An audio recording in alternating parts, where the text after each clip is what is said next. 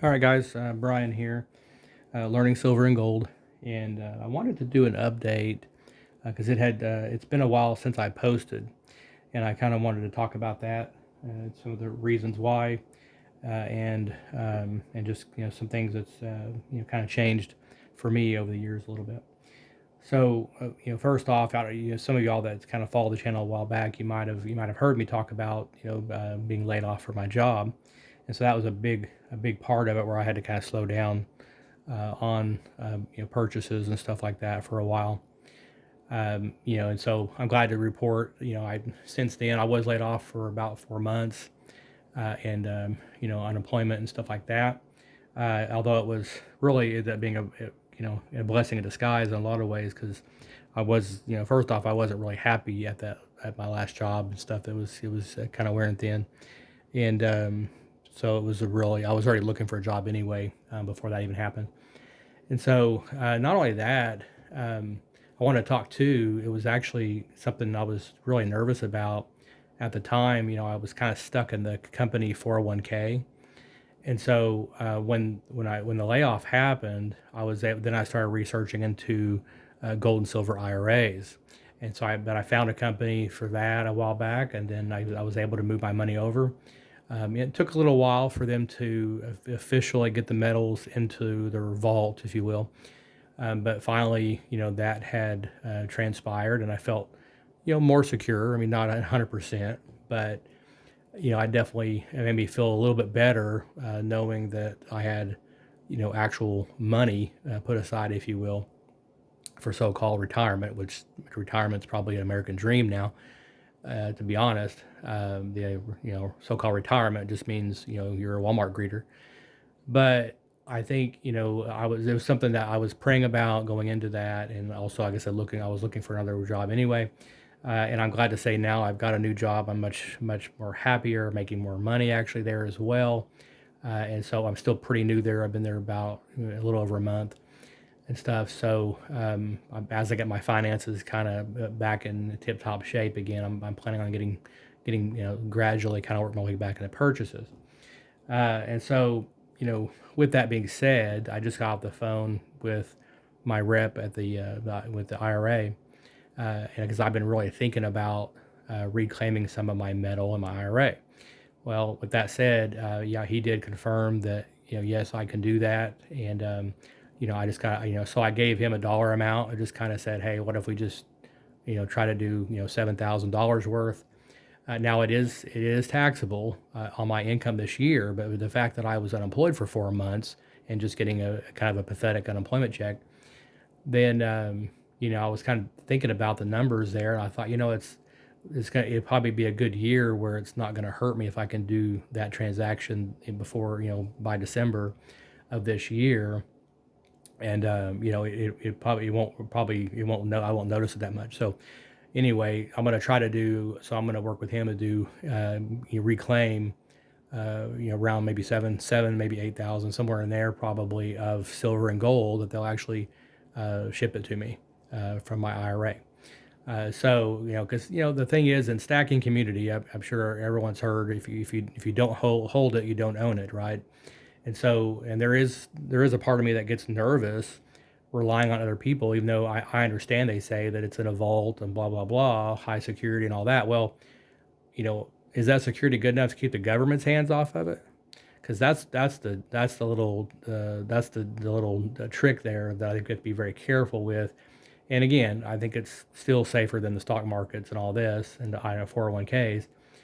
At least if and when the dollar collapses, as we see inflation constantly getting worse, at some point the gold and silver is going to shoot up in price, and so that's something to where now, like I was telling my rep that with the price being low right now, then I kind of told him I was like, well, I guess really though I can get more metal right now for the less tax burden, right? And he's like, yeah, you're absolutely right. So that's why I was like, you know what, the price is low, so now is the time to reclaim some of my metal, and I wasn't going to necessarily do it all my metal and get that tax burden on in this year because the other thought is that depending on the price of gold, going into quarter one, next year, then I might do another distribution in Q1.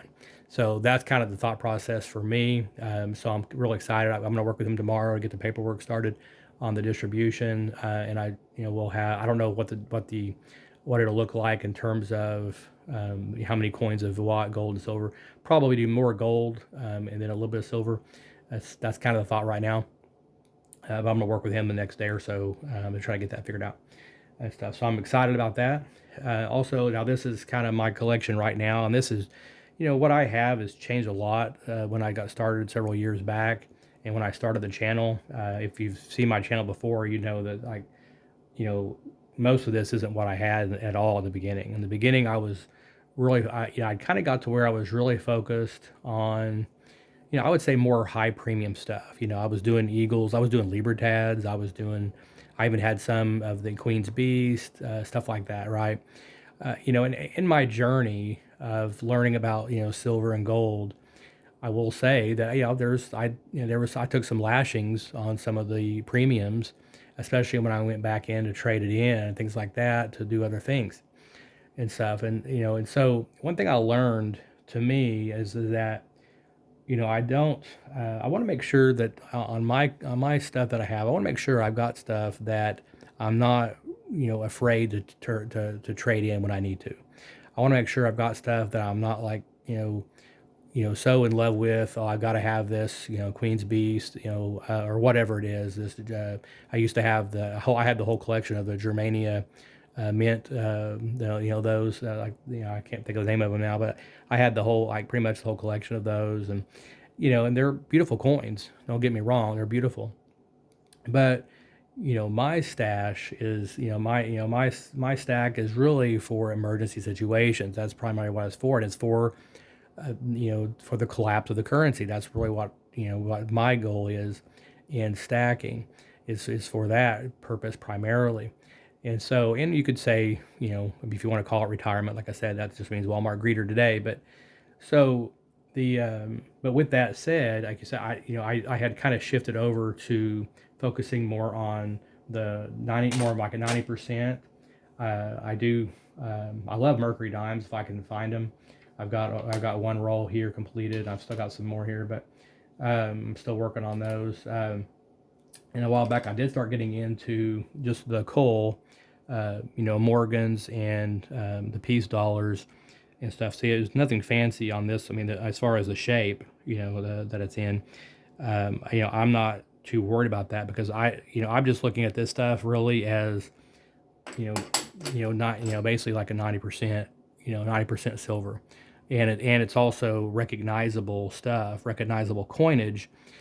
So, to me, this stuff like this is going to be recognizable. Any kind of 90% stuff like this, recognizable. Even the Mercury dimes would be a pretty easy sale on a local level to trade stuff in. So, stuff like that is going to be, fairly easy to trade in, I think, and stuff. So, especially here in America, with you got like some American coinage like that. Okay, and then also, I still definitely have not some silver bullion for sure, because I've got a roll here of the buffaloes, and I've got a few others in here. This is kind of a mixed pile, or some sunshine mint. I've got some of the generic Morgans as well. Those are beautiful coins, but again, the point is though is that I just don't want something to where I just can't let it go at all. I don't necessarily want that to where, like, that's a beautiful coin, but I don't want something to where I'm afraid to let it go, because like I said, I've been there, or sure enough, when an emergency comes and you have to let something go because you got, let's say you got a medical bill, or something happens, emergency, your car breaks down, things like that, and ideally you have the cash, but the problem is we know cash sucks today, and cash is falling apart as we speak. So even if you have the cash, it's going to be worth less tomorrow. So it's a constant rat race, to keep up with it. So if you're keeping so-called cash, you're gonna have to keep funneling cash into it to keep up with inflation, which is just going to get more and more out of control. So at some point, it doesn't make a lot of sense to keep too much cash because, then it's like, well, what's the point? My cash is just, it's worthless and stuff. So, besides, like, so again, I'm doing like mostly 90%. Now I do have a little bit of stuff. I just kind of consider these, you know, the, they are coinage. These are like the Victorian specific, and they're beautiful coins. But and I've got one. I think of the Battle of the Coral Sea, but those are some I think I got online on sale a while back or something. I went ahead and purchased them, and then I've got some. I do like having some fractional as well, so I've got some half ounce of the Morgans I got a while back as well, and it's like all the stuff I've had and stuff too. So, like I said, 90%, and then I've got some true silver bullion here as well, and then into the gold. So, I decided a while back on gold that I was going to focus on pre-33 stuff, okay, coinage, which I can understand sounds a little contradictory, in comparison to the silver that I'm stacking, at least on first glance. But the point is that on pre-33, they're less likely to confiscate. Okay, and I'm talking about the government here.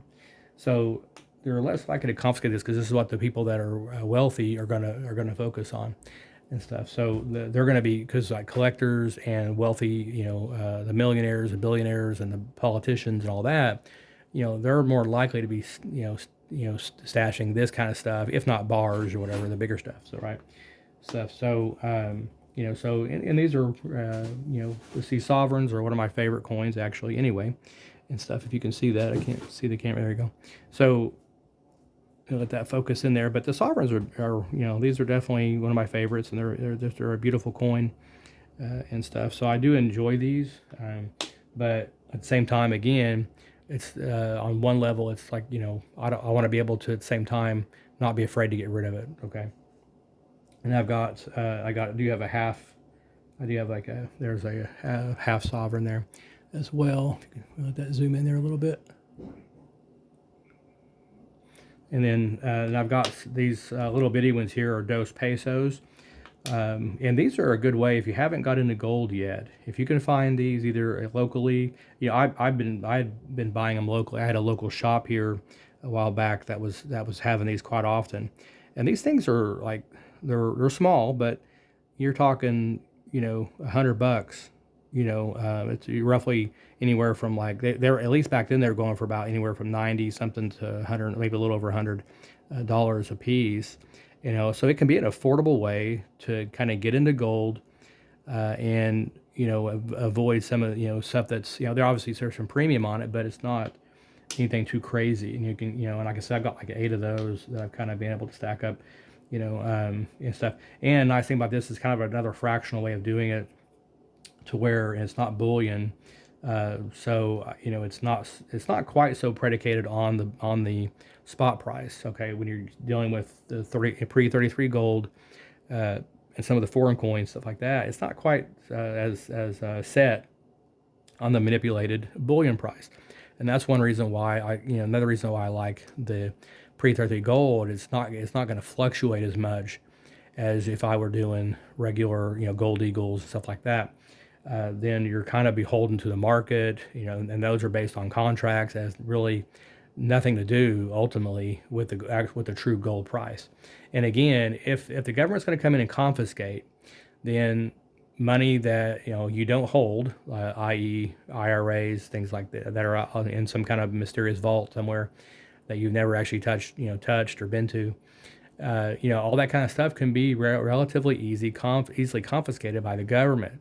All they do is, so let's say the dollar collapses, they pass a law, right, demanding seizure, cease and desist and seizure of all assets, any silver or probably gold be the primary focus, but they'll pass a law and they'll make it probably, so basically they will force all these banks and IRA companies, all that, to basically cease and desist, the sale, any sales of gold to the public, and then they will lock it all down, and then they will confiscate most likely all of the gold, and then potentially the silver down the road. And they could even, the silver probably would come more in play if and when if the demand got to the point where they had to have it in order to produce, things like things in electronics, or which that would be gold as well. But silver is more of an industrial metal, manufacturing metal too. So there may come a point where they might even reclaim the silver as well, for that reason, though, for manufacturing and for products and stuff like that. So that wouldn't surprise me either. So so again, how safe is it? If it's some mysterious vault somewhere and you don't hold it and stuff. So definitely a challenge. Whereas, again, the pre-33 stuff, it's not impossible to seize. They could do that as well. But if you have your stuff in your own situation, kind of, hid tucked away, you're not relying on some bank or some vault or financial institution to hold it for you. Then there's, you can kind of hide it and do things on your own, and hopefully avoid any government interference and stuff. So. Okay, but that's just some thoughts that kind of I'm working on, and I'm going to try to, like I said, getting kind of caught up financially with my new job and stuff. And as I do, I'm hoping here my next paycheck or two, I'm hoping to kind of be able to go get back into the local coin shops a little bit and do some more shopping a little bit here and there. And I'm gonna I'll be focusing on mostly the same things, pre-33 gold, or if I see some more dos pesos. I got one Cinco, there's a Cinco peso here as well. See if I can get that to, kind of flip that around there. But that's a Cinco peso there. And so, but yeah, so I'll keep focusing on, kind of the similar things probably. And like I said, and even the coal, Morgans and peace dollars. Like I said, I really like those, and I like how bulky these are. They're kind of bulky. They're kind of a little bit similar to makes you kind of think of more like a, I think they're almost identical, almost the same size even, and so it's almost the same size as that. So it's kind of, you get the kind of almost the same impression of like a full bullion silver coin. So they're heavy, but again, they're recognizable. And so I think something like this could be easy for local barter. I really like the Morgans and the peace dollars. And the last time I bought some of these, the peace dollars, my local guy was, he gave me a pretty good deal if I buy like 5 or more. I think that's what it was. I think I bought 10 from him last time, and stuff. And he gave me a little bit of a break. And then these are even cheaper than these on the Morgan. So I think the better money is probably on the peace dollars, at least for locally and stuff too. So, but these are nice, I think, to swap in. Not necessarily most people when they talk about Morgans, they're trying to get the fancy stuff. That's they're looking at the the stuff that's either graded or it's like top notch condition and stuff like that. Unless it's like a really good deal or something, I really don't really care that much. I mean, it wouldn't kill me to have one or two, but I just I'd rather have more quantity, more silver, and more barterability, because as things get worse here in the economy, it could come, things like this could come down to, do you have a coinage, do you have something for a local barter? If I need to go swap in, a 1 ounce coin for some, at a farmer, to go get some eggs from a farmer just to get some protein in my household, then I want to be able to do that, and have, be able to have some choice and stuff, to be able to, to feed my family and stuff. So it's going to be very, very important as we move forward, I think, with the way the currency is rolling, which is really getting scary these days. All right, so but be blessed, and I will try to do some more posting as I get kind of caught up, like I said, financially. Okay. All right, be blessed in Messiah, and talk to you soon.